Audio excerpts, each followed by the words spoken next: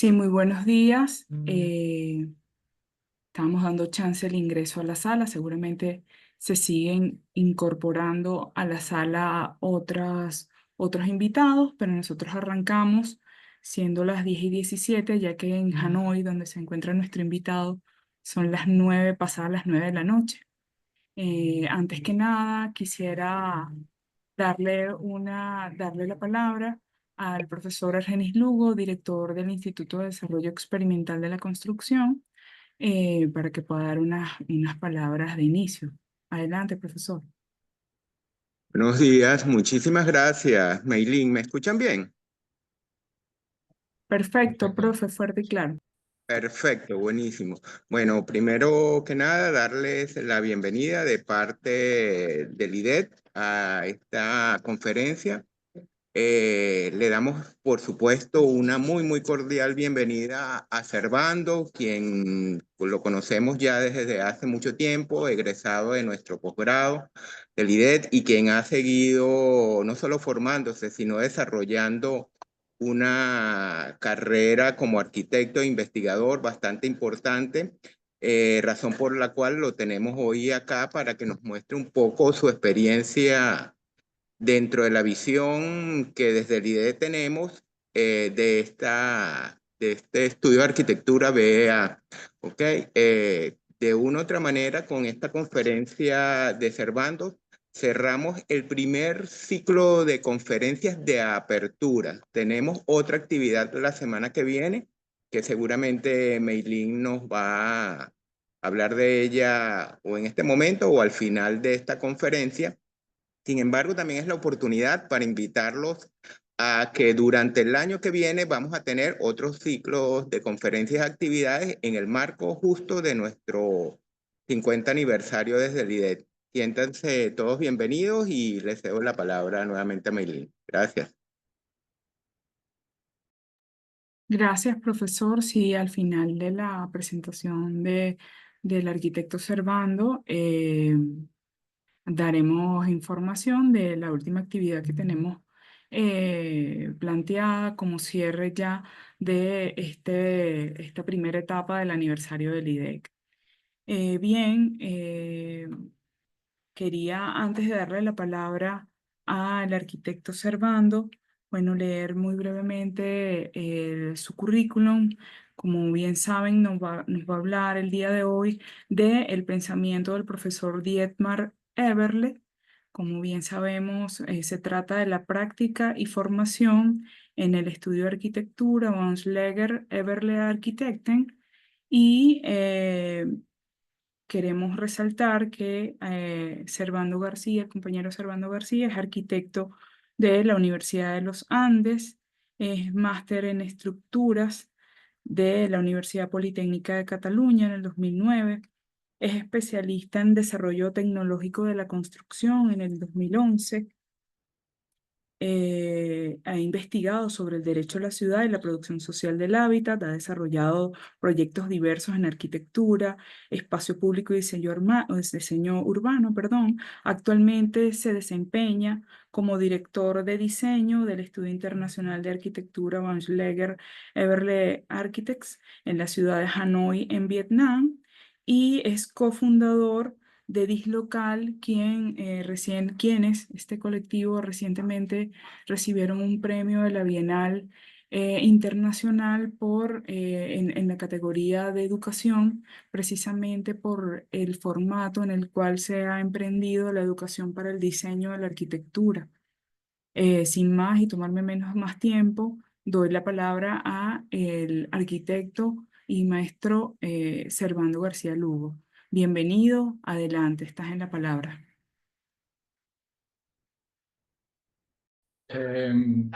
¿Me escuchan? ¿El micrófono se Perfecto, escucha bien? Servando, perfecto, fuerte y claro.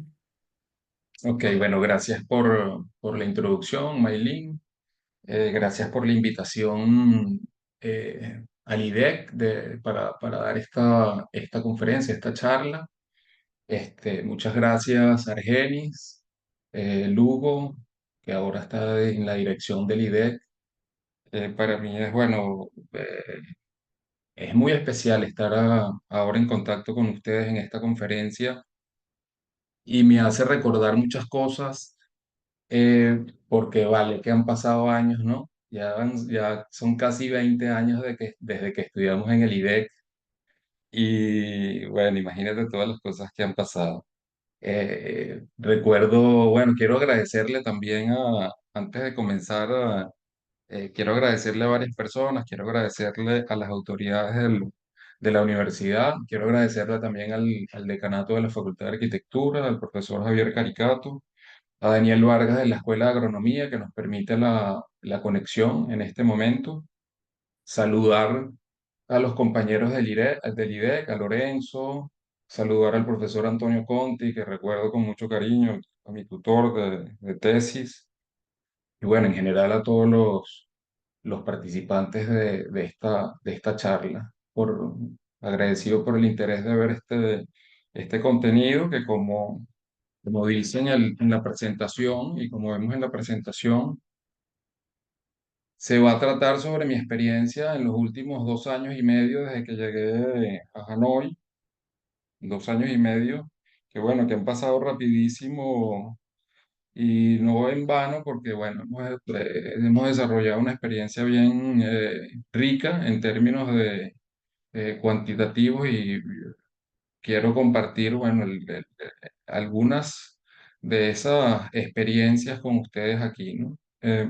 Quise llamarla el pensamiento del profesor Dietmar Eberle porque de alguna forma es digamos, la piedra angular desde el punto de vista de los contenidos y de las teorías que desarrollamos dentro de la oficina, ¿no? Em, Sin embargo, permítame un momento, hacer una pequeña introducción sobre el profesor Eberle. Em, Déjenme comentarles primero un poco esta foto que seleccioné para colocarla allí, porque de alguna forma, más allá bueno, de todas las especificidades de su desempeño que están allí mencionadas en el texto, tiene que ver con ese espíritu académico del profesor en la visita, del profesor en la charla, del profesor en el viaje de clase con los estudiantes, eh, compartiendo la cena, compartiendo la calle, compartiendo la visita a la obra, y que me recordaba, por cierto, mucho a las actividades que realizábamos en el IDEC, en los talleres del IDEC, en la planta del IDEC, en la planta de carpintería con el profesor Antonio Conti o en el taller este más pequeño donde íbamos a realizar los modelos. Muchas veces en esa actividad colateral, en esa actividad fuera del recinto académico donde se comparten los conocimientos, se comparten las experiencias, digamos, de una forma, y bueno, sí, como más fluida, más cercana, ¿no? Y entonces, bueno, aparte por supuesto, el fundador de Bamschlaga, el profesor Eberle, sigue realizando esa actividad académica que ha desarrollado por varios años en la Escuela Politécnica de Zúrich, en la cual también fue decano de la Facultad de Arquitectura y aparte director del Centro de Vivienda y de Desarrollo Urbano Sostenible de Zúrich, ¿no? Un poco, además de esa introducción a modo de ficha técnica, un poco también quería compartir como digamos la filosofía, el enfoque y digamos a nivel de ideas como más básico, tal vez un poco inclusive metafórico en este momento, eh, para despertar también algunas preguntas, algunas inquietudes que vamos a ir viendo en el desarrollo de la charla, pero que tiene que ver con esa idea de Eberle del artesano, ¿no? Del constructor, del arquitecto que está muy relacionado y muy eh, de cerca con los materiales, de cómo se juntan como decía Alberti, una cosa con otra, ¿no? De cómo se juntan las piezas, cómo se juntan los materiales distintos, de esa habilidad del artesano de juntar, ¿no? Y, y un poco su relación, como dice en el texto, discúlpenme que yo no vaya a leer los textos, pero me parece que la presentación la podemos compartir y se hace como un poco aburrido que yo esté leyendo las cosas, pero también creo que es interesante mencionar algunas. Y entonces, en este caso, la relación de Everle que mantiene desde sus inicios hasta hoy con sus orígenes, con el pueblo de Bregenz, de donde viene, y con esa actividad de agricultores y esa actividad de la gente del campo frugal, de administración limitada de los recursos y del contacto con su identidad y su cultura, ¿no? Entonces, los primeros años de esa junta, de esa unión entre Bamschlaga y Eberle, tienen que ver con el desarrollo de la vivienda contemporánea, de la vivienda, es una suerte de vivienda social en Suiza, que es más llamada vivienda affordable housing, como vivienda de protección social, de bajo costo también, este, y con con ese enfoque de la arquitectura que llama él anónima, la arquitectura anónima, vernácula. Bueno, al final la arquitectura que compone el mayor porcentaje de nuestras ciudades, la mayor cantidad de edificaciones de nuestras ciudades. Y hablaba en esta entrevista que es la arquitectura sin arquitectos, ¿no? Que me recuerda un poco a las discusiones que manteníamos en la central sobre la arquitectura de nuestros barrios y la arquitectura de nuestras ciudades, esa que es un poco anónima, pero que no deja de ser una arquitectura que domina la técnica, que domina los recursos, que domina el oficio y la construcción, ¿no? Y entonces, a partir de esos primeros años, Eberle y Baumschlager se separan y la oficina se expande a escala internacional hasta que hoy en día ya tiene, bueno, 28 oficinas en el mundo, principalmente en Asia y Europa. A los que les gustan los rankings, bueno, está rankeada como número 12 en el mundo, número 3 en Europa, número 1 en Austria, etcétera. Pero me parece más interesante compartir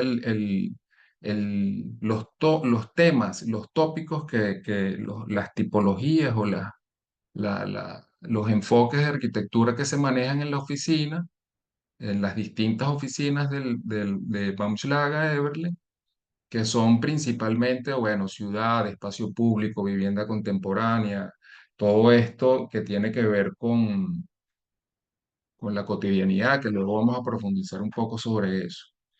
De ahí la relación con cada una de estas oficinas, yo estoy, como decía Maylin, yo estoy en la oficina de Hanoi, pero digamos que un poco entre Hanoi y Saigón, porque Bamchlaga Everle en Vietnam tiene esas dos oficinas, una en Saigón, que digamos es la capital económica de Vietnam, y la capital política como ciudad más importante y con, digamos, los valores culturales más arraigados a los orígenes vietnamitas, que es Hanoi.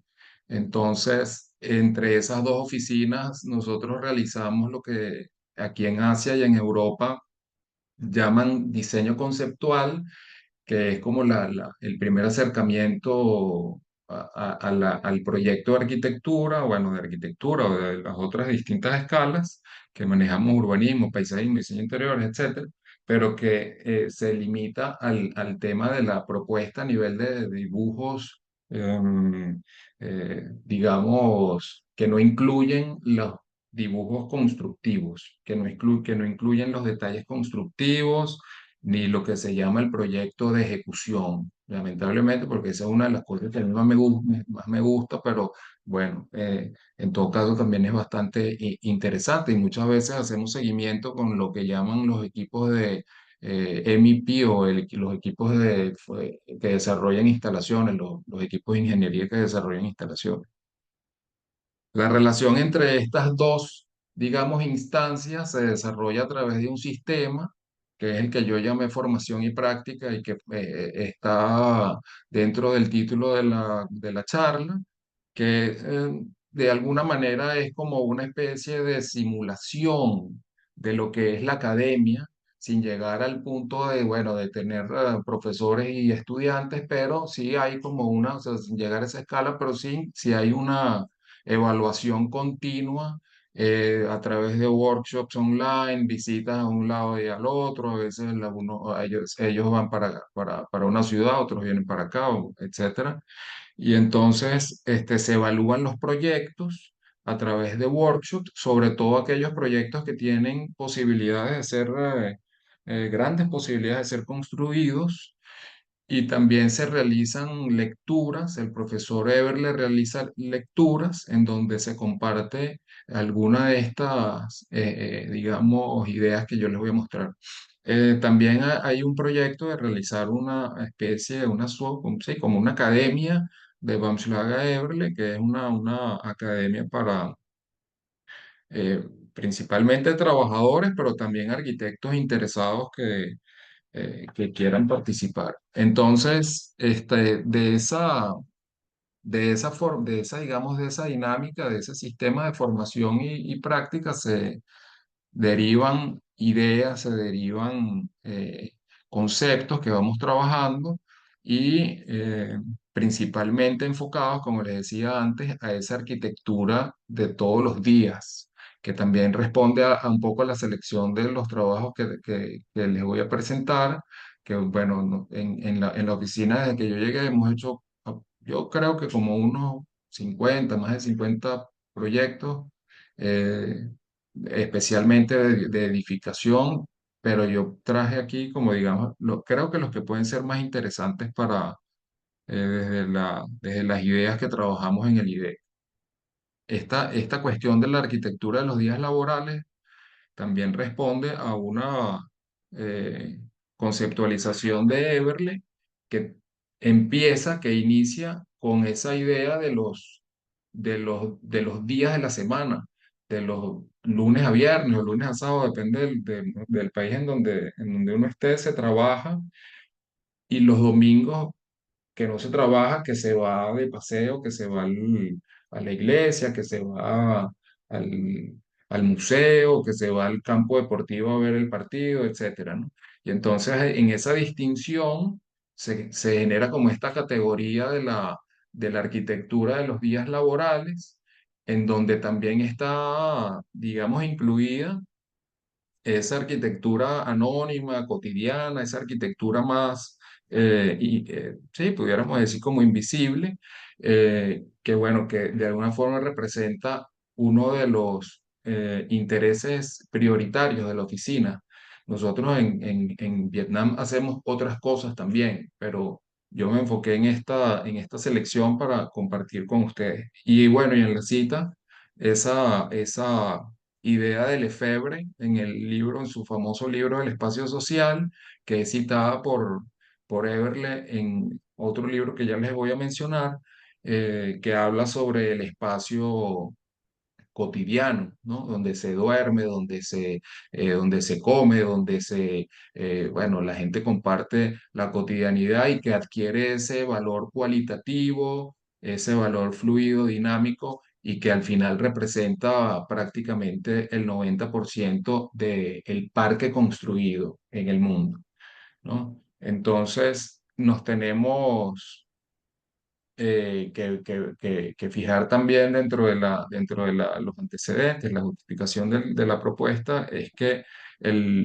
por lo menos en Europa, que bueno, esta investigación se refiere principalmente al contexto europeo, y luego se ha ido y se está expandiendo hacia el contexto asiático, principalmente en Hong Kong y Vietnam, a través de las universidades de Hanoi, la Universidad de la Escuela de Arquitectura de Hanoi, la Escuela de Arquitectura de Hong Kong, pero podemos ahora argumentar, podemos decir que el 65% del parque inmobiliario se construyó después de la Segunda Guerra Mundial, principalmente en 30 años, ¿no?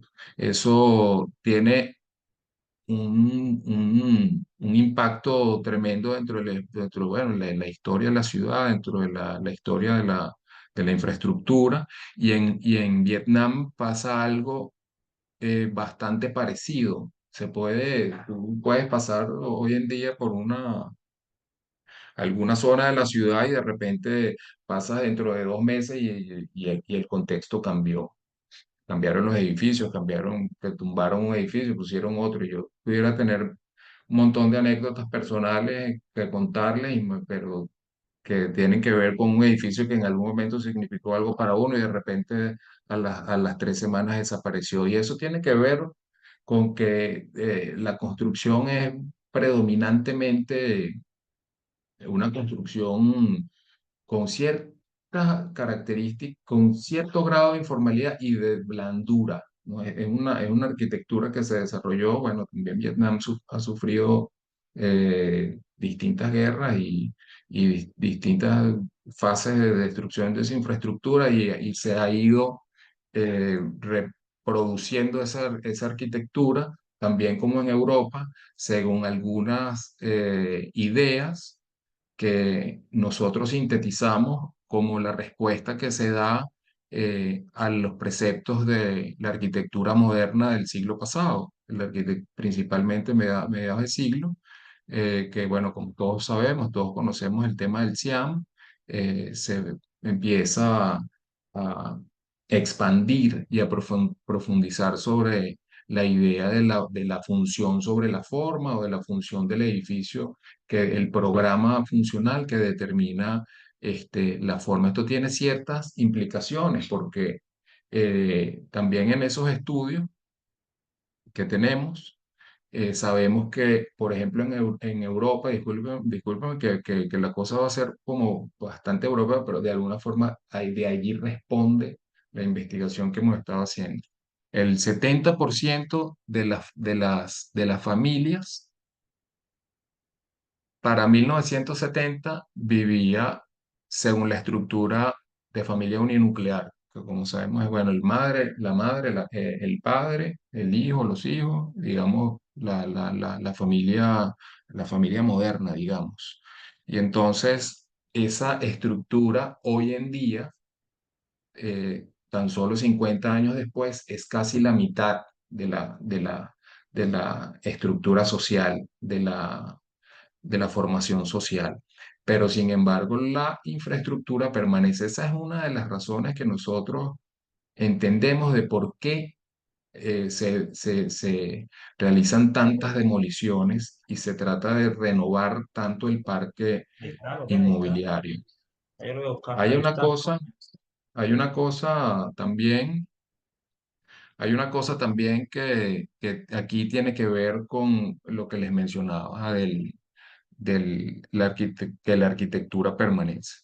Entonces, a raíz de esto, o digamos el segundo aspecto relacionado con este análisis, es que toda esta demolición y renovación del parque construido tiene que ver con un desperdicio de la energía gris, que bueno, como todos sabemos, y en el IDEC seguro que manejan esta información mucho mejor que nosotros, pero es importante para la conceptualización de lo que les voy a mencionar luego.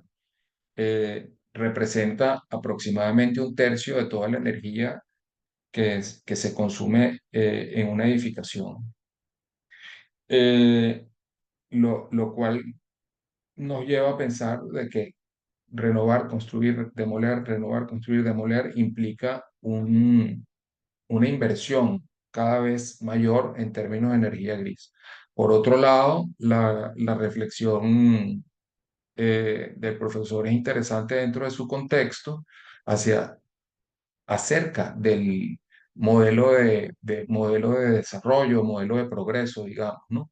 Ese modelo de progreso que plantea el confort como un valor, pero ¿qué tipo de confort? Nos preguntamos, o qué tipo de desarrollo, qué tipo de infraestructura, qué tipo de tecnología. Esa imagen que vemos es una imagen del Nha Trang Bridge de Hanoi, que bueno, que es una infraestructura, digamos, la que le da la bienvenida al visitante de Hanoi, que conecta el aeropuerto con la tram, digamos, el sector denso de la ciudad, y que bueno, que tiene como, digamos, estas también aspiraciones de macroestructuras, de infraestructura. Así es como sabemos, el desarrollo asiático. Este tipo de desarrollo nos plantea varias preguntas y también nos plantea la cuestión de cómo pasar de la sociedad de los 8.000 vatios a la sociedad de los 2.000 vatios, lo cual representa un 75% de la reducción de la huella de dióxido de carbono y lo que les mencionaba de la demanda de energía gris. Entonces, la cuestión y la pregunta que nosotros en la oficina nos hacemos es cómo darle un mayor valor de uso, no de intercambio, valor de uso al, al, a la infraestructura, a la arquitectura, a la edificación, también a la ciudad. Eh, y eso tiene que ver con la longevidad de de la construcción.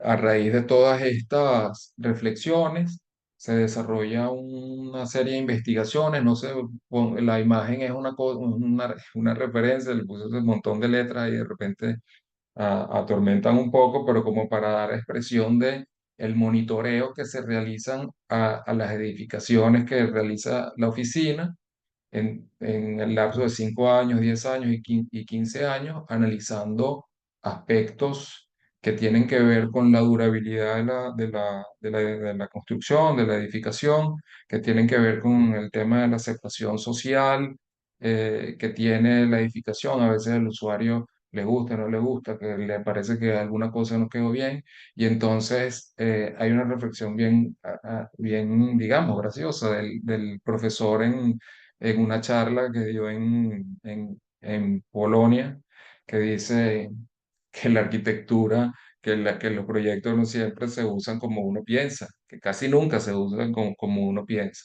Y bueno, tiene que ver con, ese es un tema interesante que bueno, que nos llevaría por otros lados, pero que tiene que ver con algunos fracasos de la arquitectura moderna. Me viene a la cabeza ahora uno de Le Corbusier, creo que fue su primera obra de, digamos, mediana escala, que se llama PESAC, que es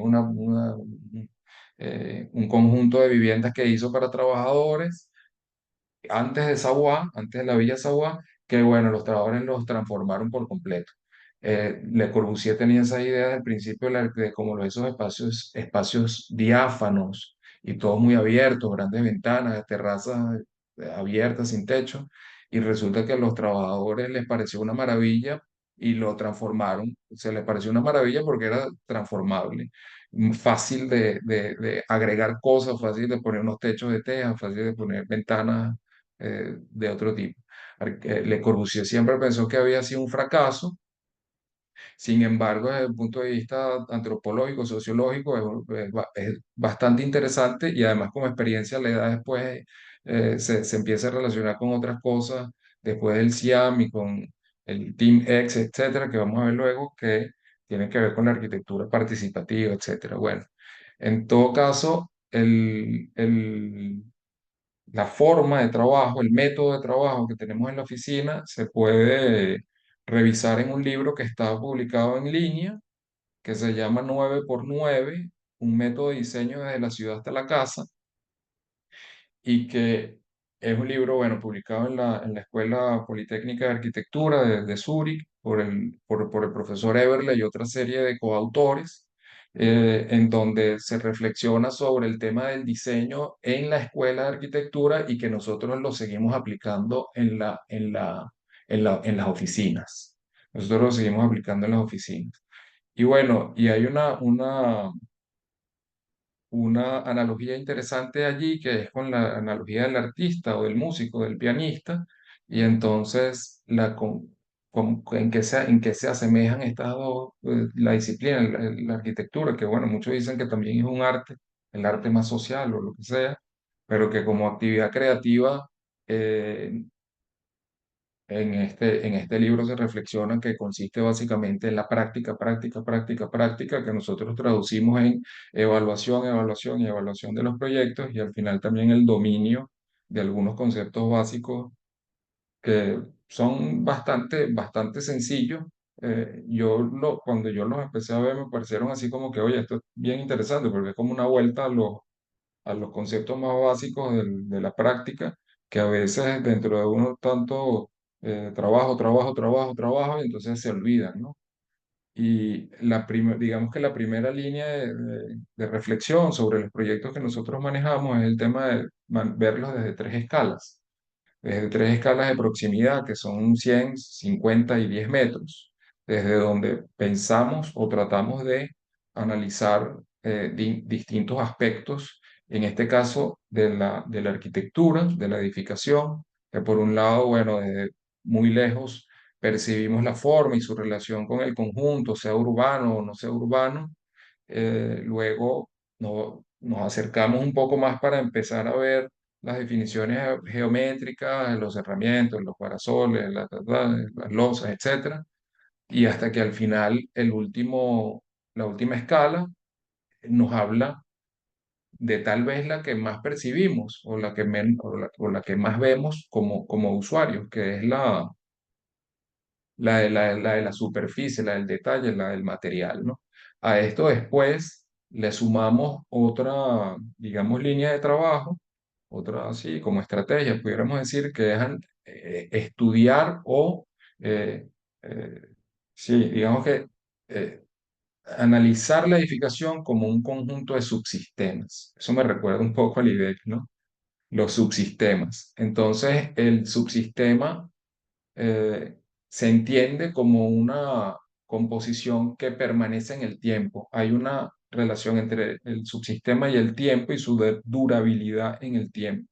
Entonces, no, la clasificación de más años o menos años no quiere decir cuál es más importante o menos importante, pero sí cuál tiene un mayor impacto o un impacto más largo en el tiempo.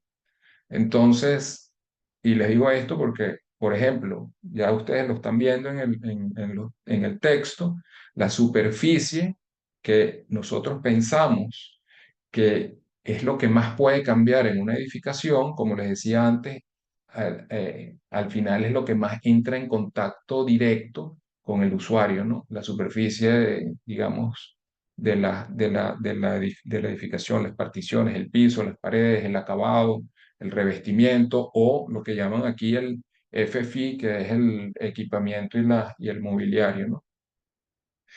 Entonces, desde ese punto de vista temporal, nosotros entendemos que el lugar, por ejemplo, es lo que más permanece eh, sin alteraciones. Entonces, pensamos que un lugar va a permanecer más de 100 años, mientras que la estructura o la forma del edificio en sí puede permanecer 100 años como mínimo, en algunos casos es por normativa, por legislatura, pero que sabemos que, bueno, que en algunos lugares es menos. Después la envolvente, ¿no? Todos los componentes de fachada o de cerramiento, de todo este tipo de cosas que puede cambiar según las tecnologías. Y por último, el programa. O sea, digamos, a los 25 años el programa, que esto tiene que ver con el tema de cambiar un poco la direccionalidad del proyecto y no trabajar en base a la función. Nosotros desarrollamos las plantas al final, inclusive muchas veces, ya ustedes van a ver según un concepto que manejamos,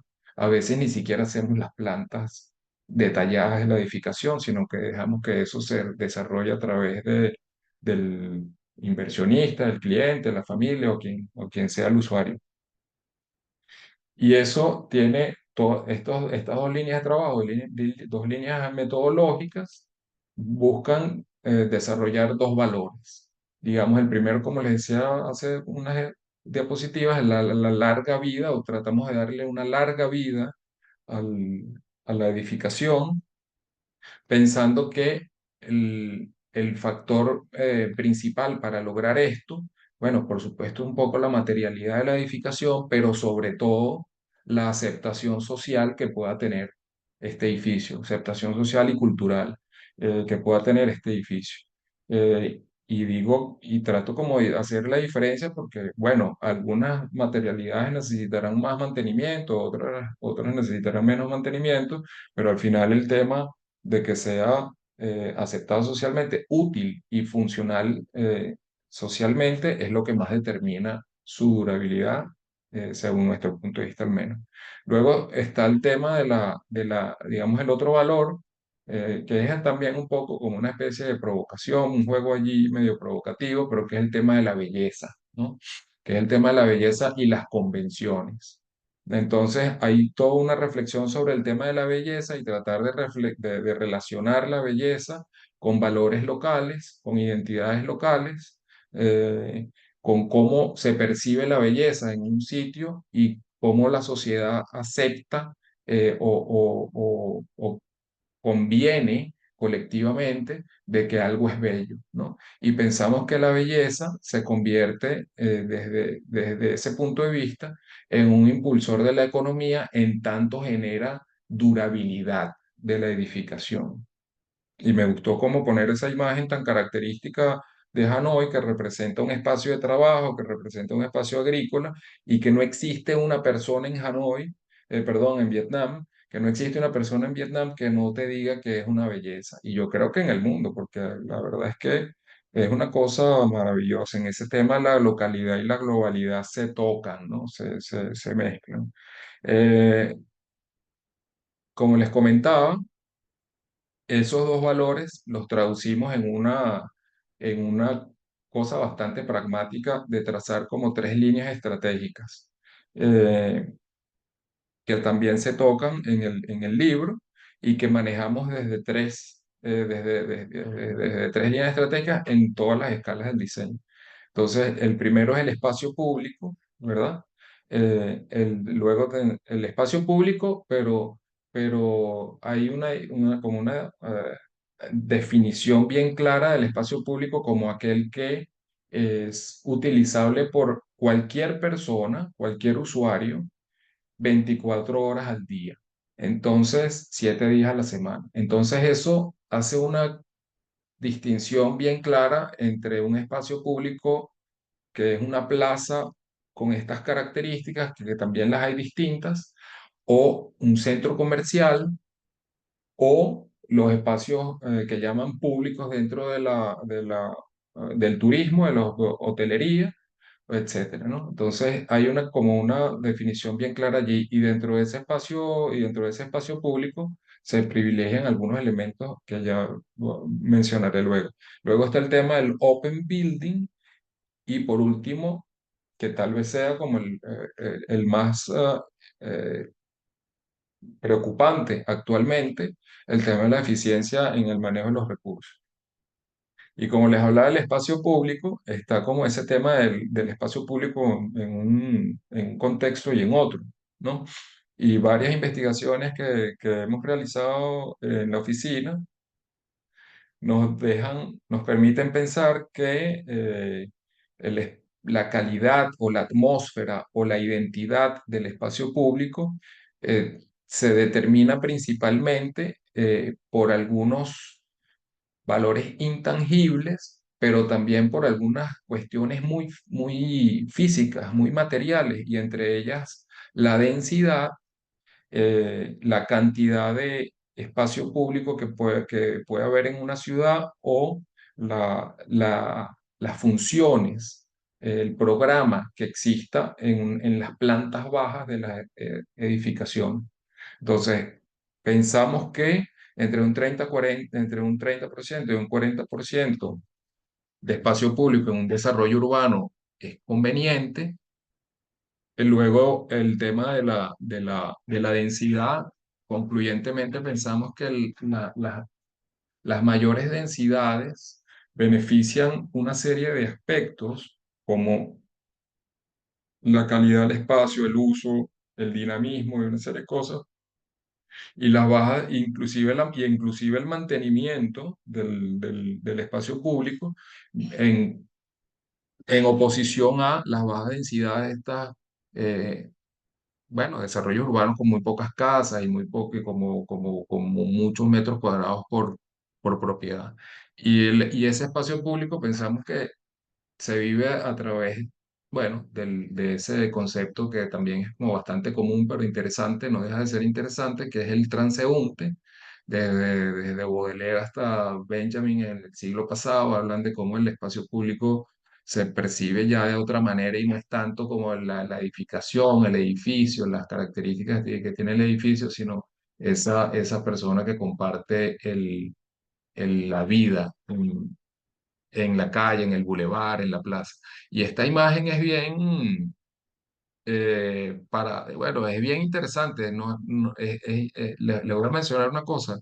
No, ese no es este es la idea del flaner europeo, digamos, francés, que está como contemplando tranquilamente la vida urbana, ¿no? Con mucho espacio, muy tranquilo. Les voy a contar una cosa. La primera vez que yo salí a la calle de Hanoi me caí al piso. A los 30 minutos me caí al piso porque me tropecé con un montón de cosas. Los vietnamitas me ayudaron, los que estaban allí me ayudaron a levantarme, se reían también, porque las ciudades vietnamitas generalmente el espacio público es súper dinámico, súper lleno de cosas, las motos están por todos lados, las motos se paran en cualquier lugar, ponen cosas, venden, comen al lado del taller. Bueno, es una vida, digamos, urbana, súper, súper rica, diversa, y allí la cosa interesante del análisis del lugar, que tiene que ver más con los valores y las identidades culturales que con los objetos construidos. Hanoi es una ciudad que está construida en un buen porcentaje con influencias del periodo de colonia francesa. Hay bulevares, hay plazas, hay cosas, pero se viven de una manera totalmente distinta. Y entonces, les quería mostrar muy brevemente un pequeño proyectito que hicimos y que está ahora, como digamos, en sus primeras semanas de trabajo, que tiene que ver con el lugar. No tiene demasiado desarrollo, pero me pareció interesante compartirlo porque, bueno, es como un inicio a las experiencias que vamos a ver, y también porque dentro de todas las propuestas que hemos desarrollado en la oficina desde que yo llegué, es uno de los pocos en los que el contexto es este, ¿no? Eh, Generalmente se piensa que Vietnam es como un lugar para hacer arquitectura de mucho bambú, mucha madera y muchas cosas de estas, y la verdad es que es bastante difícil y complicado conseguir proyectos de ese tipo, que no tienen mucho que ver con la idea la idea de desarrollo que tiene la ciudad. Bueno, en todo caso, esta edificación, en un contexto maravilloso, que es un bosque en el norte de Vietnam, con unas características ambientales. Bueno, siempre hacemos como lo primero, que es el análisis ambiental, morfológico del lugar, entender un poco las influencias que puede haber culturales en el sitio. En este caso es una montaña bastante alejada de cualquier desarrollo construido, y se quería hacer un espacio de uso común, una especie de clubhouse para la visita de una serie de residentes de un nuevo desarrollo residencial que se iba a hacer, que se va a hacer cerca. Entonces, de allí la comprensión de la temperatura, de la morfología, la visita al sitio, levantando con el topógrafo las cotas y viendo qué posibilidades había de intervenir en qué sitio sin modificar ese bosque estupendo que hay, lleno de esa vegetación maravillosa. Y lo que pensábamos después de realizar los estudios, como les decía, de insolación, morfológico, conseguir ese material tan súper característico en el lugar, que es esa piedra negra, porque tiene un gran contenido de carbón y bueno, y toda esa cuestión. Entonces, lo que pensamos es, bueno, este programa, que no sabemos muy bien cómo es, queremos romper, lo queremos fracturar en módulos que nos permitan poder ordenar esos módulos entre los árboles, tratar de, siempre va a haber alguna experiencia, algún daño en el tema de la capa vegetal que pudiéramos plantear después con replantación, etcétera, pero tratar de intervenir lo menos posible, lo cual, como les decía, plantea un reto en Vietnam donde algunas veces los valores, digamos, estéticos de la edificación tienen que ver con otras cuestiones. Entonces, allí planteamos esta serie de módulos que, volviendo al tema del espacio común o del espacio público, que a veces extrapolamos ese criterio a la edificación, cómo generar una plataforma o una primera planta de contacto completamente abierta para las actividades más comunes, que tenga todas esas visuales abiertas hacia el bosque y después elevar una serie de cajas con esta tipología de construcción que sí es tan típica aquí como, y bueno, y en el trópico en general, para protegernos de la lluvia, protegernos de la insolación, etcétera, donde ubicaríamos los usos más íntimos o los que tienen que ver más con otro tipo de actividades que no son comunes. Aquí luego quería saltar a otro aspecto que ya no es el lugar, como verán, estoy como haciendo un recorrido por la estructura de las cinco dimensiones temporales del método, y entonces luego está la estructura, que como les decía, es una materialidad que puede durar al menos 100 años. El tema con la estructura, que es interesante, es que sí está visto desde un punto de vista del soporte físico de la edificación, pero entendiéndola como una forma también de estructurar la espacialidad del edificio. Entonces, más allá del uso, la espacialidad del edificio de una forma geométrica como un objeto que después ya veremos funcionalmente puede responder a distintos momentos en cambios sociales, distintos programas, etcétera, pero que adquiere unas cualidades espaciales que, bueno, responden más al lugar, responden más al clima, responden más a otras cosas. En este caso, ese ejemplo es un edificio, bueno, digamos emblemático de la oficina, desarrollado directamente por el profesor Eberle en la Universidad de las Ciencias de Luxemburgo, y que tiene una cosa interesante, yo lo voy a mencionar ahora, pero después vamos a profundizar, y es el tema que este es un edificio no heating, no cooling. Este es un edificio que no tiene aire acondicionado y no tiene calefacción, y solamente tiene ventilación mecánica en unas salas de lectura, en unas salas de auditorio que tienen capacidad para 200 personas. Ahí tiene ventilación mecánica. El resto es no heating, no cooling, que luego les voy a explicar en qué consiste ese planteamiento. Ese cambio de idea de la estructura, que ya no responde a la función, o sea, de la arquitectura que ya no responde a la función, es interesante entenderla desde la ruptura del CIAM y el nacimiento del Team X, que bueno, a los que les gusta la visión de los utopistas, a mí me gusta, por cierto, que es el tema de, bueno, de Jonah Friedman, de Constant, con la New Babylon, de esa ciudad que es un montón de andamios que la gente luego interviene adentro y hace adentro lo que quiera, que son como esas visiones utópicas de la edificación y de la ciudad. Eso es una charla, eso solo es una charla interesantísima y larguísima. En base a esas ideas de la edificación, desarrollamos este otro proyecto de la estructura, desarrollamos este otro proyecto en borde de costa, ahora en el centro de Vietnam, en donde las variables ambientales cambian un poco. Le comentaba a Maylin al principio que Vietnam es un país que está ubicado en la banda tropical, pero como es así largo, como ven allí, con una culebrita así larga, recorre distintas, recorre distintos factores ambientales de esa banda tropical. Muy en el norte se experimentan algo parecido como es como un clima estacional, no llega a ser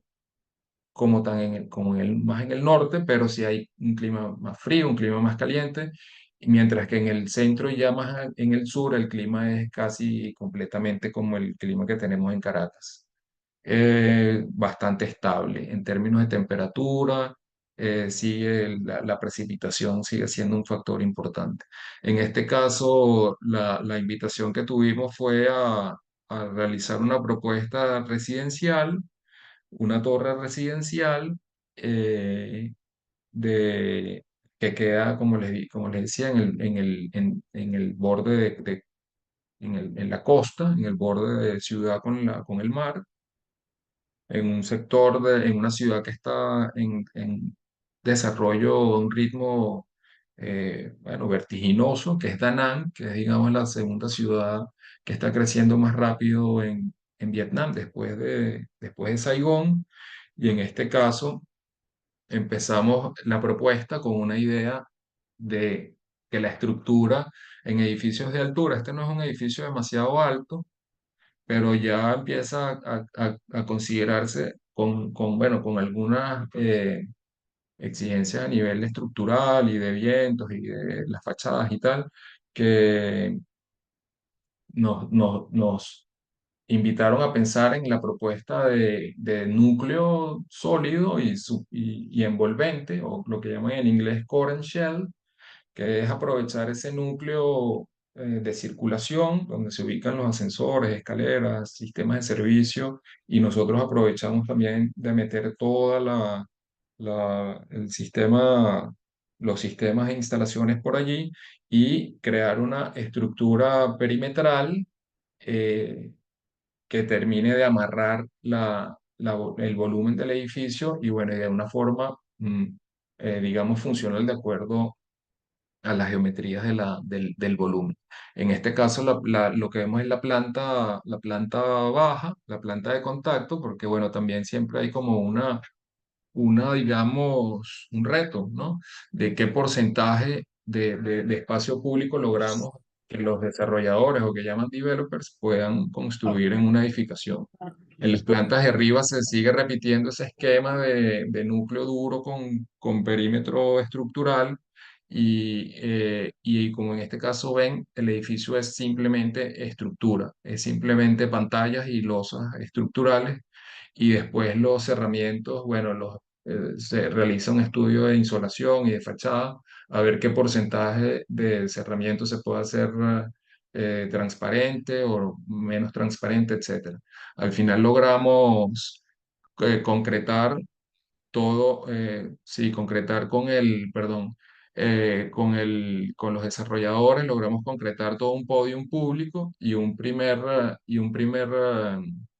digamos, nivel abierto en el tope del podium, donde se pueden desarrollar actividades semipúblicas. Y mientras que en la planta baja, actividades semipúblicas es lo que nosotros llamamos a esas actividades que son de acceso para todo el mundo, pero no son de acceso de 24 horas, sino que se cierran y se abren. O, como en el caso del nivel de refugio, que por normativa se deben ubicar cuando más o menos después de 20 pisos, algo así, cuando el edificio tiene cierta altura y que nosotros aprovechamos también para desarrollar actividades comunes para, para los residentes del edificio, en donde, bueno, ubicamos espacios para hacer ejercicio, para reuniones del- de los residentes, en algunos casos que la inversión lo permite, piscinas, etcétera, ¿no? Bajo esta misma idea de Core and Shell, desarrollamos un edificio de oficina que está ubicado, esto está en desarrollo, este proyecto está en desarrollo ahora en fase de ingeniería, que está ubicado en Hanoi. Esto es una zona de expansión de Hanoi, que me gustó poner esta imagen satelital porque se ve cómo toda esa trama, sí, digamos, de geometrías informales y desarrollos como de pequeña escala, como les decía, se están cambiando y sustituyendo por otras escalas. Entonces, el reto es cómo hacemos que estas torres respondan a otros criterios. Y en este caso, esta torre le estamos proponiendo también con no heating, no cooling, que en edificios de altura es perfectamente posible. Luego vamos a ver cómo planteamos esto, ¿no? En este caso, la propuesta principalmente fue a nivel de envolvente y cómo podíamos intercalar superficies sólidas con superficies permeables para permitir la entrada de la luz solar, que es uno de los factores que más buscamos controladamente, pero que la edificación se puede iluminar a través de la luz del sol y tener también algunos elementos que puedan protegernos. Entonces, en este caso, continuamos, como también es un poco costumbre en la oficina, con el desarrollo de alguna propuesta de otra de las sedes, que en este caso es la sede de París, que tenía desarrollado este sistema de cerramiento y cómo manejarlo con el tema de la insolación, y lo aplicamos en esta torre, nuevamente pensando en cómo podíamos intercalar espacios públicos o semipúblicos a lo largo de la edificación, mientras que en la planta baja planteamos una función totalmente abierta para el espacio público, donde se pudieran ubicar salas multifuncionales, expositivas, una especie de plaza techada que completara un poco la dinámica urbana que está creciendo allí. Eso me da la oportunidad de abordar el siguiente tema, que es el de la envolvente de la edificación, que por un lado, bueno, tiene ese compromiso de eh, priorizar entre lo íntimo y lo público, pero también lo consideramos como una forma de conectarse con algunos valores de la comunidad o de la sociedad. En este caso, ese es el edificio de los laboratorios de ciencia de la Escuela de Zúrich de Arquitectura, desarrollado por la oficina de Austria, en donde se genera todo este envolvente y ese espacio que nos parece uno de los más interesantes porque, bueno, es como el espacio sin uso, ¿no? El espacio que queda allí y que es el que, bueno, en el que básicamente la gente, las investigaciones nos han dicho que hay bastante gente que fuma allá en esa escuela, entonces mucha gente que fuma sale allá a fumar o se ponen ahí la silla, colocan ahí una silla y desayunan ahí y hacen, bueno, y se salen a tomar aire fresco cuando el clima lo permite. Entonces, el siguiente proyecto, que es un proyecto de oficinas, este es desarrollado aquí en Hanoi, por nosotros en la oficina, diseñado y construido desde que yo llegué aquí, también con la colaboración de una arquitecta, Catarina Canes, de Portugal, que desarrollamos como un edificio anexo, un edificio de uso común a oficinas, a una fábrica, una gran fábrica de llaves y de cerrojos, de pomos de candados y todo esto. Y entonces este cliente quería hacer un edificio con showroom para mostrar los productos, oficinas, salas multiusos, un comedor para los trabajadores, unos espacios de esparcimiento para los trabajadores, etcétera. Entonces es un edificio que tiene esa cualidad de congregar a los trabajadores de esa gran fábrica que tiene diariamente más de 1.500 trabajadores entre varios galpones de varias localidades. Entonces, la propuesta surgió de una idea que tiene que ver con la llave, que tiene que ver con el zigzag de la llave y cómo podíamos hacer que una envolvente nos generara con una sola operación de diseño, nos generara una envolvente que nos permita dejar que entre la luz o protegerla en el caso del acceso de las fachadas más expuestas, ¿no? La cuestión termina siendo también interesante porque esa misma fábrica está relacionada con una planta productora de concreto prefabricado. Ese es el edificio. Entonces nosotros lo que planteamos fue con un solo tipo de panel prefabricado en planta y montado en el sitio con unas grúas, intercalado con superficies de cristal.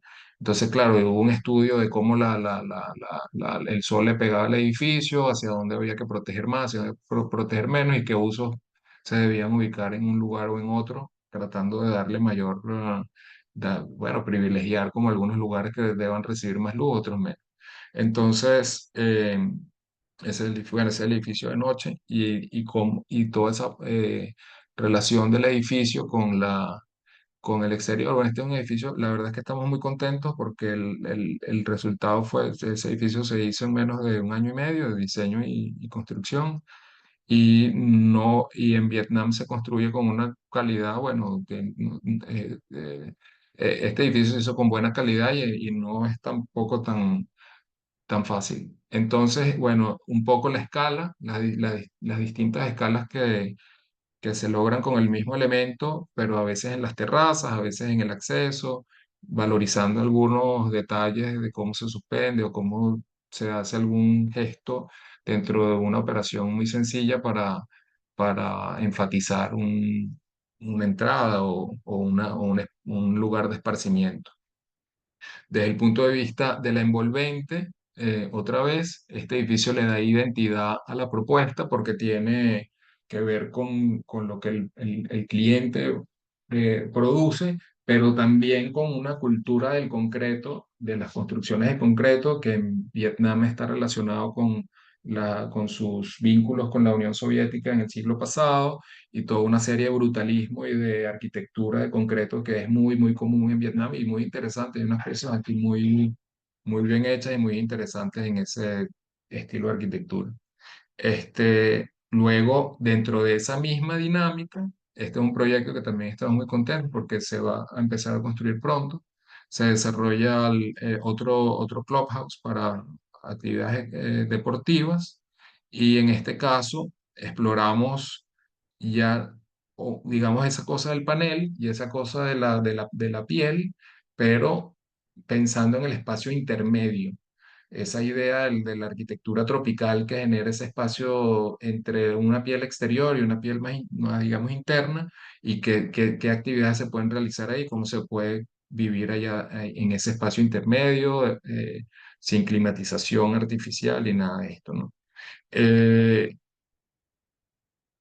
Sí, bueno, el típico estudio de la incidencia solar, en este caso, que es importante para el estudio de los paneles, la ubicación, la topografía.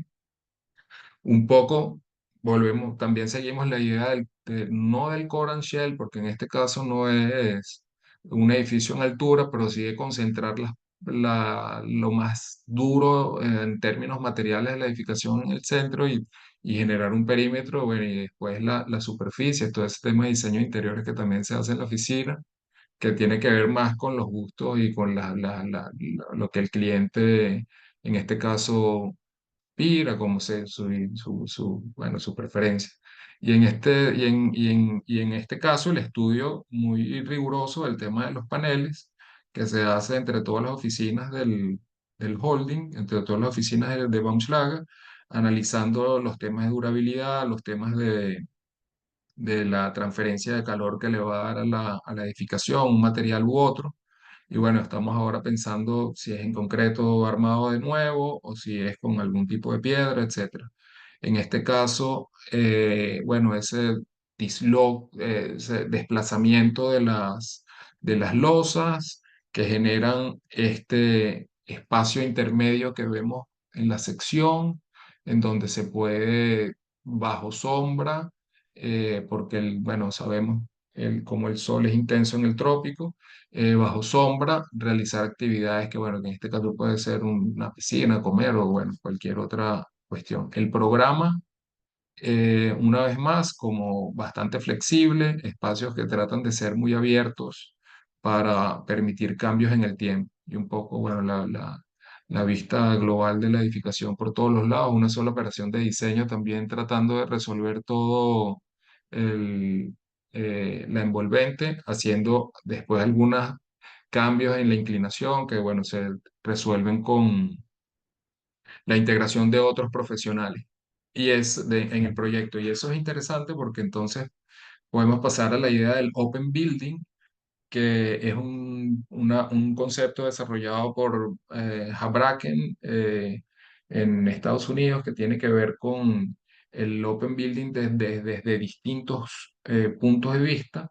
Ese ejemplo que pongo ahí también es bastante provocativo porque es uno de los edificios favoritos del profesor Eberle, con dentro de toda esa, bueno, digamos, estética que no tiene mucho que ver con lo moderno y con lo contemporáneo, pero que es bastante interesante cuando uno lo ve en detalle porque tiene una materialidad hecha con tecnologías actuales, ¿no? Ahora, el tema de lo interesante de esta edificación es cómo por dentro está manejado según esta idea del open building, que según Abraken se distingue o se aplica en cuatro categorías o varias categorías, pero aquí yo muestro cuatro, que son una, por supuesto, los usuarios que pueden tomar decisiones dentro de una planta prácticamente libre, abierta, pero también, como les decía antes, un edificio que se plantea sistemático, como una serie de sistemas en la que intervienen y deciden distintos profesionales, no solamente el arquitecto especializado, sino más bien el arquitecto que junta profesionales. Y luego el tema bueno, también un edificio abierto a las distintas situaciones de sistemas técnicos, con las instalaciones lo más fácil y más accesible posible para los cambios normales que va a tener en el futuro. Y al final, bueno, siempre el tema del entorno. Entonces aquí en la foto se puede ver cómo se entregó el edificio. El edificio se entrega completamente abierto, con un acabado muy básico en su superficie y la apropiación de los usos. Entonces, en este edificio hay cafeterías, hay una oficina de una marca muy famosa de muebles europea, hay unos apartamentos también, hay como toda una diversidad de usos dentro de un mismo edificio. Y una cosa interesante es que este edificio se lo encarga el cliente a Everly, al profesor Everly, se lo encarga y le dice, es un cliente que está relacionado con Habraken, le dice, yo quiero un edificio que no tenga nada. Quiero un edificio que no tenga ninguna función adentro y quiero hacerlo con las ideas de Habraken. Entonces, bueno, ok. Y al final, ¿qué vas a hacer con el edificio? Bueno, yo voy a vender el edificio, lo voy a vender por eBay, por metro cuadrado, sin uso. Y entonces así se hizo. Y entonces, bueno, de repente lo compró una gente para poner su vivienda, lo compró otra gente para poner un cafetín, etcétera. El tema del open building, nosotros también lo practicamos en la planta, tratando de generar un núcleo donde, como otra vez lo mismo, repitiendo, donde se ubican las partes más duras de la estructura, todos los elementos de infraestructura, etcétera, y permitiendo, como en este caso en la ilustración, que estábamos haciendo unas exploraciones del showroom, de cómo hacer una exposición allí, como una especie de museografía, que a mí me encanta hacer, y entonces allí cómo podíamos hacer una cosa modular que se permitiera cambiar en el tiempo y que ellos movieran los elementos, las superficies, los bancos, todo eso. Y allí a la izquierda quería mostrarles un poco cómo fue el proceso de la construcción de los paneles y de cómo se hizo el izado y toda esta cuestión, ¿no? Están aligerados y hay, bueno, una cantidad de anécdotas que nos tendríamos que reunir por más tiempo para contarles lo difícil que fue que se hiciera eso de esa manera. Bueno, y por adentro, cómo es la apropiación del, del, del usuario en el espacio, con mobiliario, en este caso, muy sencillo, con mobiliario muy básico, también modular, que puedan mover, que puedan quitar, que puedan poner un día en un lado de otra forma, ver si de repente a uno le pega mucho la luz, no quiere bajar la cortina, etcétera, entonces puedan moverlo sin problema. El tema de esta propuesta envolvente, que a mí particularmente me parece interesante, es que como es por afuera, es por adentro. O sea, el panel es de una manera por afuera y por adentro, bueno, por afuera tiene una película para protegerlo un poco de la intemperie, pero es concreto a la vista por todos lados. Las instalaciones, como ustedes ven, a la vista, los tubos, todo perfectamente accesible para poder cambiarlo en algún momento y siempre aprovechando la iluminación natural. Ahora vamos a entrar para cerrar la charla al tema del no heating, no cooling. Y yo quería hacer un pequeño recuento rápidamente sobre el tema de los antecedentes de esta propuesta, que bueno, como todos sabemos, no es una cosa de ahora. Tenemos desde los 60 escuchando sobre el tema de la crisis ambiental y la crisis climática. Al principio los veían así como unos hippies. Me acuerdo de la charla de Domingo, Domingo Acosta, el profesor Domingo Acosta, que dio aquí al principio, que decía, bueno, nos veían como los que poníamos maticas en el techo y como los extravagantes de la cosa, ¿cómo es que decían? La bioarquitectura. Los veían como los extravagantes, ¿no? Entonces, después en los 70 hay una mejor comprensión sobre el tema de la medición de la huella de dióxido de carbono, eh, y se entiende que, bueno, la primera crisis del petróleo en el mundo, en algunos lados ya no se podían sacar los carros, alguna gente contenta porque andaba en bicicleta, pero otra estaba toda limitada con ese aspecto de movilidad, ¿no? Luego el tema al final, bueno, en los 80 se hace como se llega a la conclusión, a modo muy general, ¿no? Para ir rápido, de que hay dos estrategias con las que se puede asumir este problema. Una es ganar energía con todos estos sistemas, energía alternativa y todas estas cosas, o reducir la pérdida de energía. En el tema nosotros creemos en la reducción de la pérdida de energía por la experiencia que se tienen con todos estos sistemas de paneles solares, todos esos sistemas que al final pensamos que terminan siendo complicados de manejar, caros, dice el profesor que no funcionan al final, y entonces el enfoque es hacia la reducción de energía, pero la reducción de energía, por supuesto, es más complicada, porque tiene que ver con un cambio de paradigma de lo que es el confort y la calidad de vida, el modelo de confort y calidad de vida, principalmente en los países desarrollados, el tema bueno, el tema de las tecnologías que estarían dirigidas a un ahorro en el consumo de energía, que no es, digamos, comúnmente lo más atractivo para todas estas empresas de cuestiones sostenibles, y el tema de la racionalización de los recursos y menos dependencia tecnológica. Entonces, digamos, la idea fundamental, la idea principal de la propuesta 2226, No Heating, No Cooling, gira en torno al tema de la temperatura. Gira en torno al tema de la temperatura. Este es el primer gráfico que vemos aquí arriba. El primer gráfico de arriba es el gráfico de temperatura en una edificación estándar, que cumple digamos, los estándares de calidad bueno, de una ciudad como Hanoi. Entonces, allí vemos en rojo, ¿verdad? Y en azul los intervalos en donde hay demasiado calor o demasiado frío. Entonces, la edificación se tiene que enfriar o se tiene que calentar. Cuando uno piensa en la tecnología, digamos, ¿cuáles son las máquinas que tengo que poner? Uno piensa en esas zonas, las rojas y las azules, y entonces uno determina el tamaño de la máquina para enfriar o para calentar. Cuando uno piensa, según este punto de vista, uno mira en donde la línea verde está en la franja de 22 y 26, que es la temperatura que consideramos confortable para vivir en una edificación.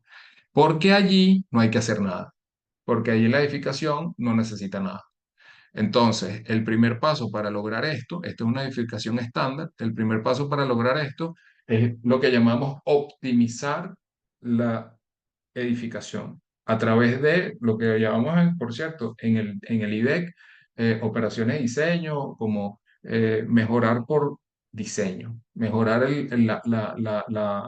digamos, las condiciones ambientales de la edificación por diseño. Eso incluye, por supuesto, bueno, la materialidad de la edificación, la orientación, según el sol, las aperturas hacia el norte, hacia el sur o lo que sea. Y entonces eso nos ayuda a nosotros a controlar tres aspectos principales. Uno,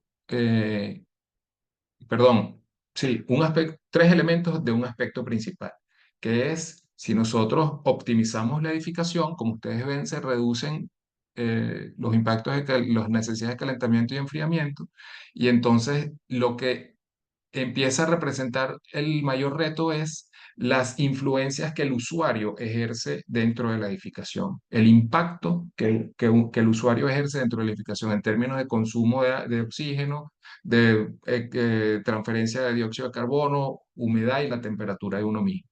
Entonces, la propuesta de 22-26, que ya, como entienden, se enfoca en el tema de la temperatura y los sistemas de acondicionamiento de la edificación, pero también en costos de construcción, y durabilidad, etcétera, que vamos a ver luego.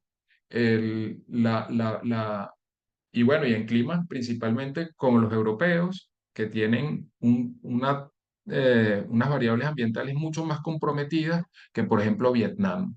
Por ejemplo, como les decía, Vietnam, ¿no? Entonces, el edificio, después de la optimización, a través de operaciones de diseño y la construcción, lo que hace es que deja que el usuario haga lo que más le gusta, que es abrir las ventanas. El edificio solamente abre las ventanas y enciende las luces.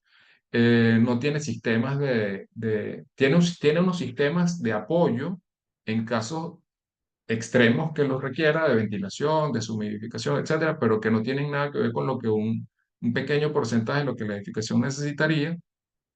Y lo que sí tiene es que el edificio tiene un sistema, un software que mide todos los parámetros que ya les mencioné, de humedad, temperatura, dióxido de carbono dentro de la edificación, y cuando el software detecta que necesita abrir las ventanas, entonces prende las alarmas. Entonces, bueno, esta es la apariencia del edificio, el primer edificio que se hizo. Este edificio se hizo hace aproximadamente 12 años, si no me equivoco, en Austria. Fueron las primeras oficinas de 22-26. Se hizo como un experimento del profesor Eberle ya había hecho otras experiencias anteriores, un poco más arriesgadas, pero ya aquí, digamos, toda la tecnología ya estaba creada y se hizo con inversión de la misma propuesta de 22-26. Son las oficinas, allí trabajan diariamente por más de 12 años estas personas, y después ese edificio en Alemania y en Francia y en Suiza se han construido por lo menos tres o cuatro más que no les voy a mostrar porque esto ya yo sé que no podemos abusar del tiempo. Esta es un poco la apariencia del edificio, como se ve, bueno, un edificio como lo ven, los detalles, todo local, es un edificio con las tecnologías más tradicionales del sitio, bloques de arcilla, friso, yeso, pintura,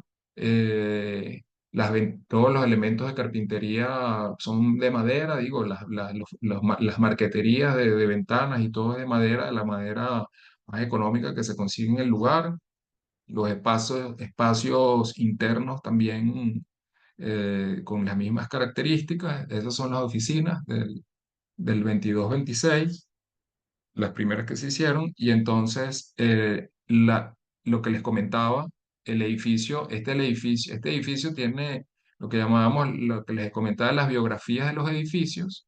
Este edificio se registra un récord cada 30 segundos de todos sus espacios. Se miden todas las variables de todos sus espacios cada 30 segundos. Y eso nos permite determinar, bueno, el 67% de ahorro en consumo de energía, o por ejemplo 25% de ahorro en la construcción, 49% al final de rendimiento en el ciclo de vida de la edificación. Y aquí quise poner estas fotos de la construcción.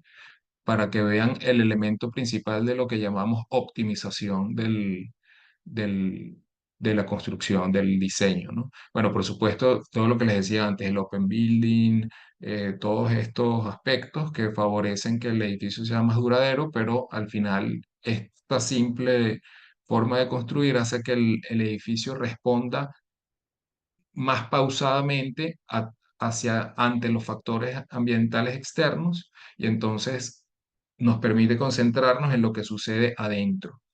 Nosotros después de esa experiencia y con este par de láminas termino, a partir de esa experiencia desarrollamos una propuesta también con un cliente cercano de la oficina que está interesado como bueno, experimentar estas ideas que en Vietnam no son tan atractivas porque aquí la energía no es tan cara como en Europa actualmente. Y bueno, para la gente como que no es tan eh, especial tener una edificación sin aire acondicionado y sin ¿cómo se llama? Y sin calefacción, pero sin embargo sí representa una cosa interesante en otros usos, en este caso residencial, pero sí representa una cosa interesante porque no se crean, hay bastante uso de aire acondicionado aquí, bastantes edificios de vidrio, la gente le encanta hacer una torre de vidrio, toda de vidrio, como tipo el cubo negro y esas cosas que hacemos nosotros también. Entonces, bueno, en Hanoi tiene que ver también con el análisis del sitio, sus relaciones urbanas con las cercanías de una universidad muy importante en Hanoi. Y bueno, en ese caso definimos el uso como residencial estudiantil, una pequeña edificación de residencias estudiantiles que también tenía que ser desarrollada con una planta muy flexible porque, bueno, básicamente se pensaba que el tema de la educación también es muy cambiante en el tiempo. La universidad hoy es así, pero bueno, no se sabe muy bien qué puede pasar luego y entonces en ese sentido el cliente estaba un poco inseguro del uso y tal. Bueno, logramos convencerlo. Se hace el estudio de las temperaturas. Como ven aquí, el rango de temperatura en Hanoi es bastante distinto al que veíamos en Austria y entonces, bueno, sin embargo, se hace interesante para el cliente pensar que la edificación al final constructivamente va a ser más económica y que va a tener más confort eh, solamente por temas de construcción. Nuevamente pensando en una edificación compacta, haciendo esos primeros dibujos siempre como bien, digamos, rústicos, como intuitivos, de cómo la edificación principalmente compacta, con esas superficies de friso, de bloque, ese es otro aspecto constructivo, otras características constructivas muy típicas de Vietnam, de Hanoi, el uso del friso, de los bloques y el friso, que se hace, bueno, son especialistas que te pueden frizar una pared en tiempo récord. Entonces, el uso de los materiales locales, en la edificación compacta, la planta open building y toda la circulación concentrada en el centro del objeto, como vemos en los esquemas del massing, lo primero que definimos es el core, el núcleo, luego esas losas que pasa dentro de ese núcleo, como toda la circulación y todos los elementos de instalaciones, y después luego ese núcleo que se expande a través de las superficies y particiones. La ubicación luego de esos elementos azules, que son unos sistemas húmedos que diseñamos pensando en que pudieran inclusive moverse a partir de unos puntos de conexión. Bueno, y bueno, y la apariencia un poco, digamos, la geometría tal vez un poco más experimental que la versión austríaca, porque ya, bueno, como les comentaba un poco, las nociones de la estética en Vietnam son distintas. Eh, para decirlo como muy sencillamente, no les gustan las cosas demasiado ordenadas, les gustan como las exploraciones, las cosas, las curvas, todo esto que tiene que ver con el tai chi, con el feng shui y todo eso, para ellos va más allá de lo estético, tiene que ver también con una cosa de las energías, ellos les gusta como no lo tan estructurado a nivel formal y estético. Y bueno, los arquitectos de la oficina siempre poniendo escalas humanas provocativas, ¿no? Poniendo cosas allí, bueno, haciendo relatos sobre la vida de los usuarios en el edificio. Bueno, un poco como es el edificio. Y ya este es el último que les voy a mostrar, un poco más ambicioso también de 22-26. Esto fue una competencia que lamentablemente no ganamos, pero igual quería mostrársela. Sobre un edificio en altura, no heating, no cooling en Hanoi, que en este caso son edificios de oficinas que generalmente en Hanoi usan aire acondicionado y entonces le proponíamos al que nos estaba convocando a la competencia, una competencia por invitación, no era pública, que además era el COSI Group, que es una compañía de desarrollo urbano y de energías sostenibles. Le estábamos proponiendo esta propuesta, le estábamos proponiendo este diseño sobre el no heating, no cooling para oficinas de su sede principal en Hanoi. Entonces, bueno, lo primero que hicimos fue, bueno, ¿cómo pensamos? ¿Cómo cambiar de escala? Porque conocemos la experiencia de la Universidad de Luxemburgo y todo esto, pero es para nosotros es un reto porque las complejidades de la construcción son a otra escala, la relación con el espacio público es diferente, las funciones, todo esto, ¿no? Entonces pensábamos cómo otra vez la continuidad del espacio público en la planta baja, cómo generar otra vez esas ventanas a otra escala, que son unas ventanas a escala urbana para los usuarios del edificio. También cómo romper un poco la escala tan vertical y tan de torre de este tipo de edificaciones y darle un poco más de escala que tiene que ver con, bueno, con las escalas de Hanoi y entonces, bueno, las estrategias, ¿no? La primera estrategia a nivel de no heating, no cooling, de cómo generar ese cerramiento que tenga masa, un cerramiento que amortigüe la incidencia del sol, la transferencia de calor hacia la edificación, que permita que el interior responda con más lentamente aplicando los mismos criterios, el mismo criterio, el mismo diseño de las ventanas, los espacios interiores. Allá hay una mezcla de espacios interiores construidos en Europa y otros son de los diseños, de los dibujos de diseño interiores del equipo de diseño interiores de la oficina, donde bueno, se aprecia como las dobles alturas, la composición del perímetro de la fachada. La segunda estrategia que tenía que ver con el tema del espacio público y cómo la edificación, bueno, le cedía un poco de espacio público al contexto, pegando la edificación hacia la puerta, digamos, a ver, hacia el norte, exacto, hacia el norte, y luego todo ese diseño que hacen bueno, esto lo hicieron unos arquitectos de la oficina, que siempre lo hacen inconscientemente, ¿no? Yo después lo veía y decía, oye, se parece a los campos de arroz, de sembradío de arroz de Vietnam, y la conceptualización de ellos era totalmente diferente. Hablaba sobre las olas y lo que les decía sobre el Feng Shui y todas esas cosas, ¿no? Pero bueno, uno lo ve y visiblemente tiene una relación con el tema de los sembradíos de arroz. Y bueno, en la planta del edificio, core and shell otra vez, con los núcleos duros, húmedos, estructurales en el centro de la edificación y toda la estructura perimetral, que en este caso se reparte también con el tema de fachada en algunos de los elementos. Y bueno, ya para la última imagen que les muestro, esto también fue una exploración. Lástima que, bueno, que no ganamos la competencia, pero un poco como son las ventanas en los espacios intermedios, que son como unas ventanas hacia la ciudad a otra escala, y tratando de darle esa lectura un poco más abstracta al edificio, que no es tan legible como digamos, convencionalmente. Este, para concluir, para concluir, me pareció interesante traer esta idea del profesor Eberle que sale en el libro, que ya les dije que el libro está disponible en línea, que tiene que ver con, bueno, con más allá de los estilos o de la forma que algunos piensan que es muy convencional de lo que hacemos o lo que sea.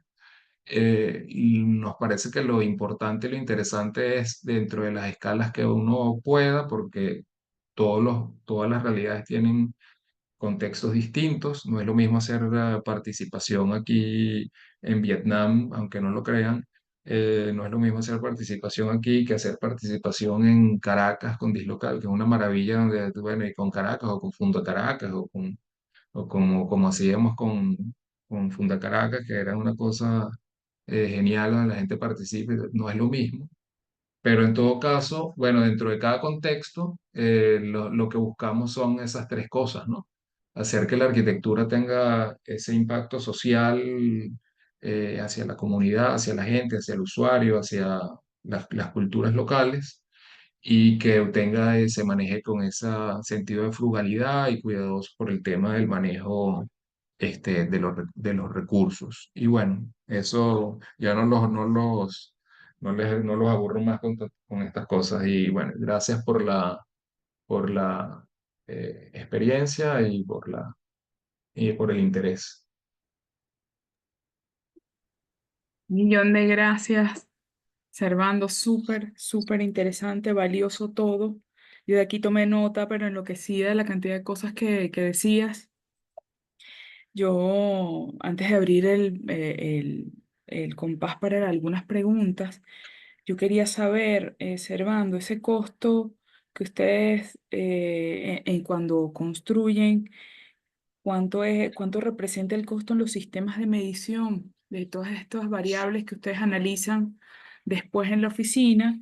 Bueno, que a todas luces son elementos para la investigación y para la posterior aplicación en otras edificaciones. Si es que son tecnologías muy de punta y cuánta es la incidencia en los costos, porque bueno, son datos con los cuales ustedes modelan y siguen trabajando.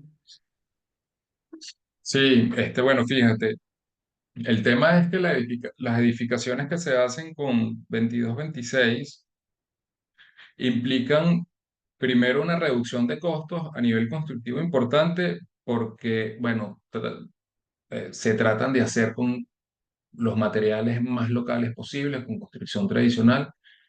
La otra cosa es que el 25% de lo que usualmente representa el ahorro de estas, en la construcción de estas edificaciones, de ese 25%, por lo menos la mitad está relacionada con los sistemas de climatización que comúnmente tienen, es decir, bueno, aires acondicionados, todas estas cosas que este tipo de edificación no tiene o casi no tiene, porque como les decía, hay un sistema de respaldo, ¿no? Eh, las edificaciones tienen un sensor por habitación, que es una cosa chiquitica, así como un sensor de esos de incendio, una cosa súper sencilla. Y luego tienen como unos teléfonos puestos, como unas tabletas puestas en algunas zonas donde se centraliza la medición. Es muy básica, es muy, muy básica la inversión y el sistema, digamos, a nivel de hardware. Lo complicado y misterioso, yo te confieso, es es misterioso, es el diseño del software. El software, el profesor siempre dice que el tema es más económico invertir en el software que en los hardwares, que en el tema de la construcción o los sistemas complicados, esos paneles, bromas, cuestiones de... Entonces, sí, bueno, más o menos dentro de esa, incluyendo esa inversión, el edificio sigue siendo 25% más barato que un edificio, digamos, con estos sistemas tradicionales de acondicionamiento. Bien, excelente, excelente, gracias. Bueno, ¿alguna pregunta en los invitados que nos acompañan? Por aquí te comentan, excelente exposición, dice Max Ovalle, Priscila Maldonado, tenemos que prepararnos para diseñar de esta manera. Pueden levantar la manito a través del chat o de las reacciones o simplemente abrir el micrófono e intervenir. Hola, Maylin. ¿Cómo estamos? Hola, profe, ¿cómo está? Buenos ¿Cómo días. está? Oh, Adelante, profe, bienvenido. eh, aparte de lo que voy a decir, pues, Servando, ¿puedes dejar de compartir pantalla? Ah, sí, claro, perdón. Ajá, ¿Qué tal? ¿Cómo ok. estás? Qué buena presentación. Muchas gracias. Profesor, qué gusto verlo. Igualmente, igualmente, tanto tiempo. Sí, sí, sí. Bueno, la presentación tuya la vi en estos días, bien interesante también. Ah, sí. Todo lo que comentaste Lamentablemente allí. no la pudimos dejar grabada, chico, por el inconveniente ese que hubo de las protestas. Pero bueno, la repetiremos para Oh, grabarla. buenísimo. Sí.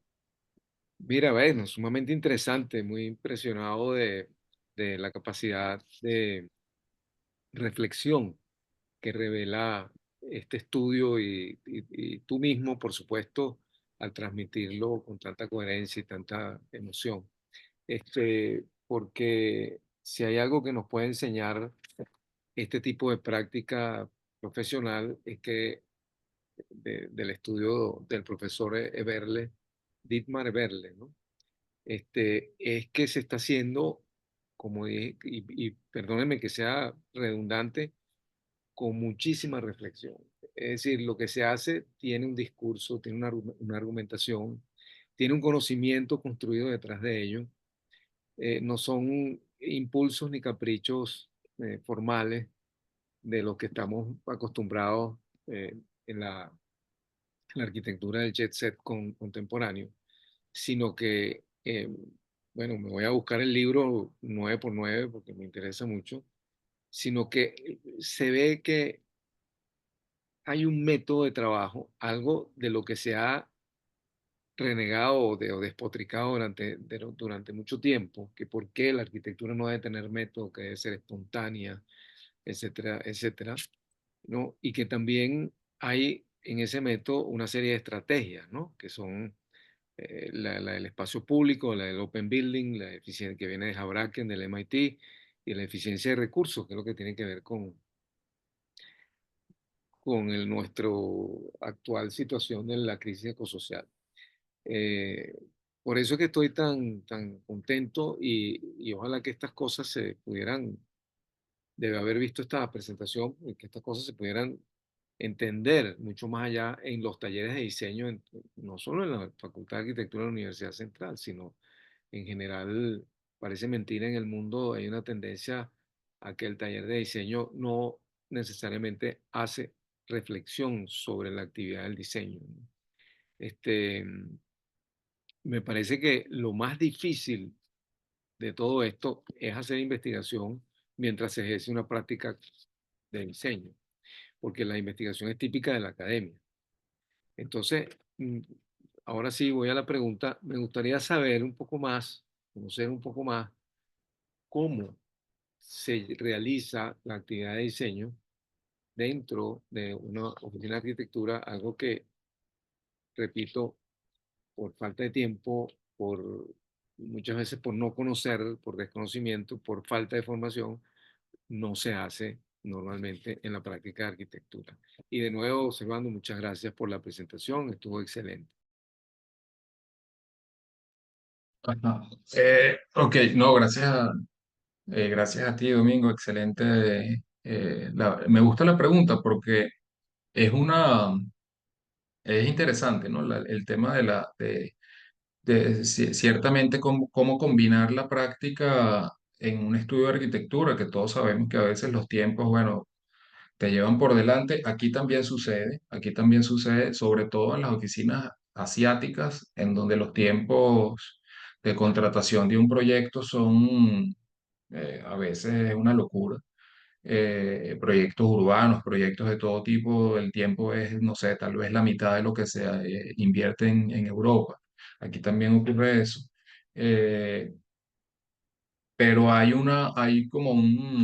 sí, bueno, como les decía, un sistema, ¿no? Hay un sistema que, bueno, sí, les digo, es un sistema de trabajo y de análisis de los proyectos que se hace con ciertos intervalos de tiempo en donde se realizan reuniones los países, las oficinas de los países que puedan asistir van al lugar de la reunión, los que no puedan ir asisten de forma remota, en remoto, y se comparten los proyectos. Los proyectos se discuten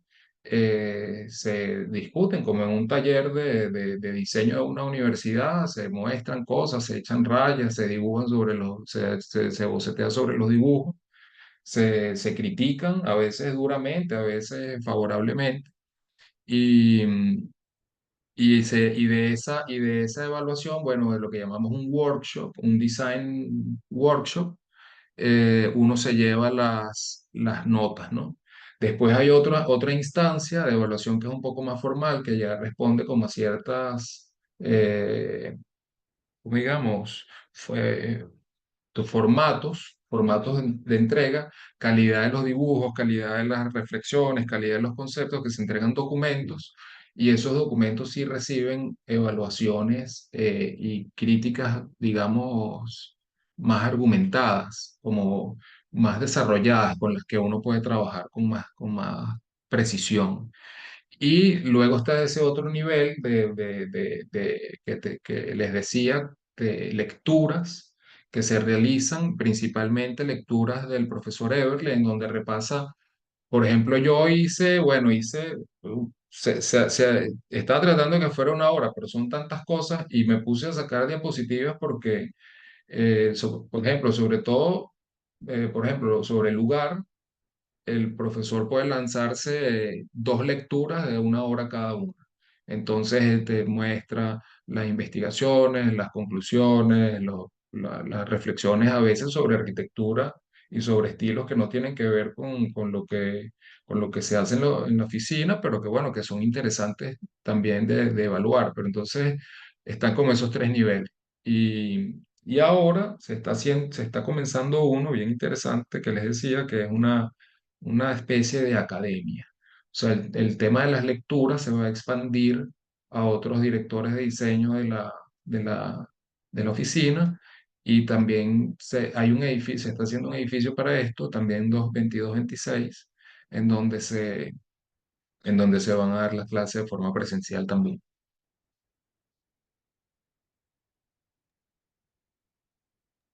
Bueno, muy interesante Excelente.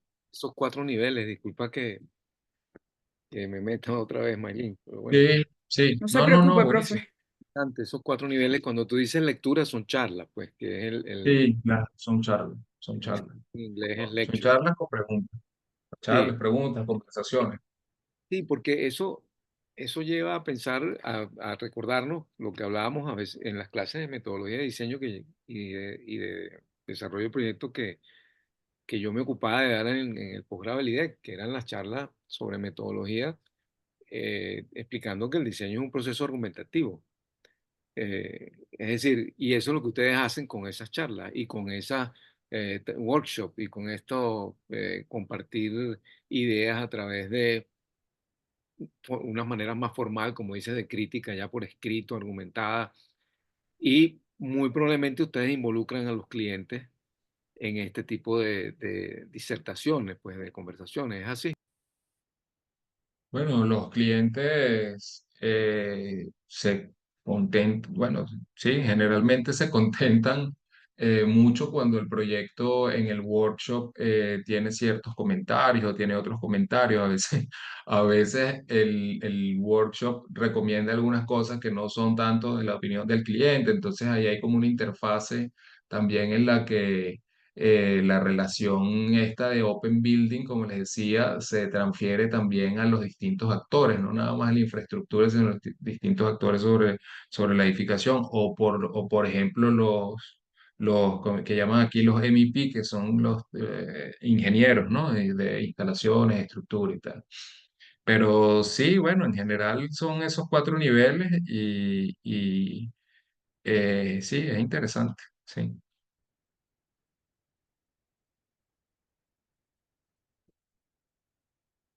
Excelente. ¿Alguna otra pregunta? Por allí te menciona, excelente ponencia, no solo llevarlo a la práctica, sino el área formativa. ¿Alguna pregunta por parte de los invitados? Ahí hay un micrófono abierto.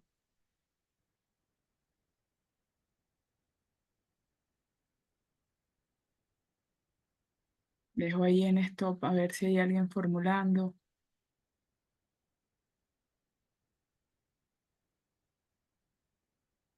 Bueno, al parecer no hay preguntas. Quería saber quién había ganado el concurso, si era una oficina local de allí de Vietnam. Discúlpame que te haga esa pregunta.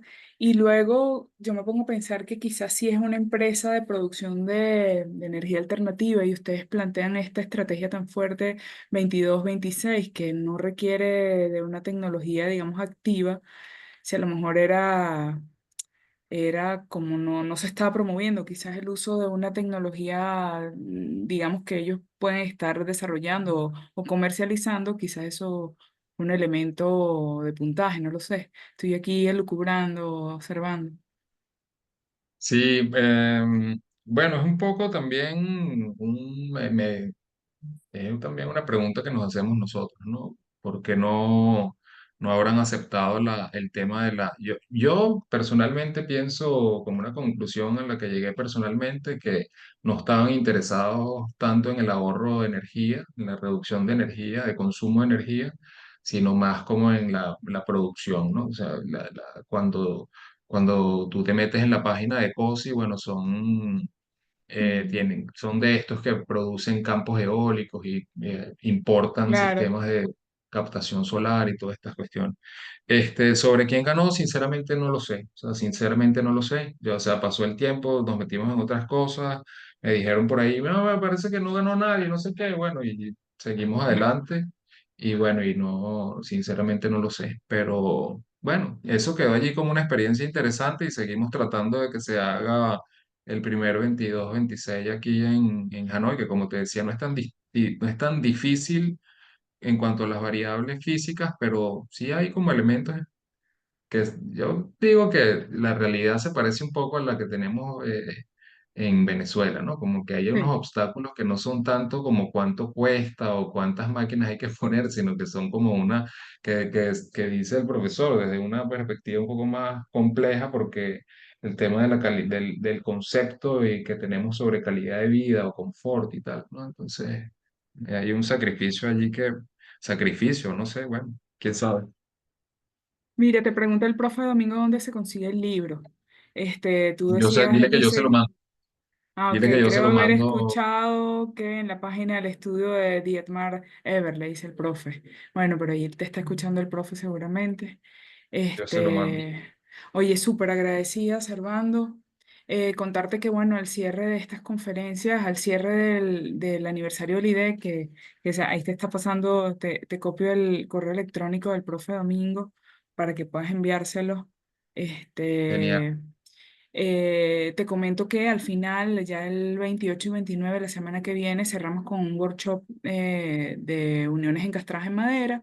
Vamos tratando de reactivar ahí el laboratorio, bueno, todo el impulso del IDEC y el firme apoyo del decano.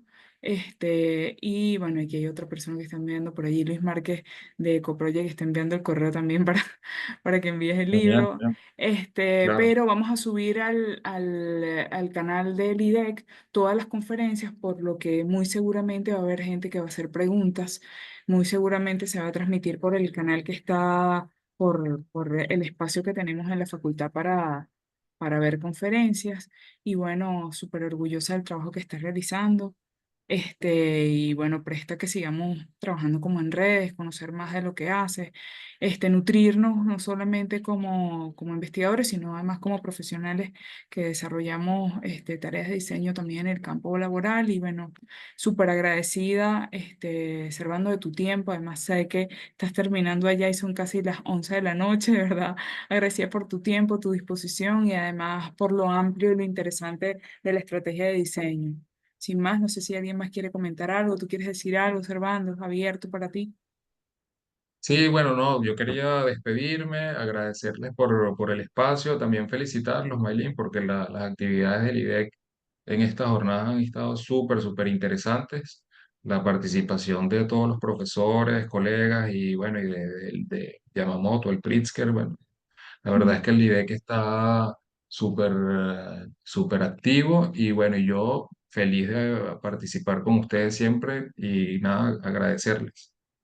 Gracias, Servando.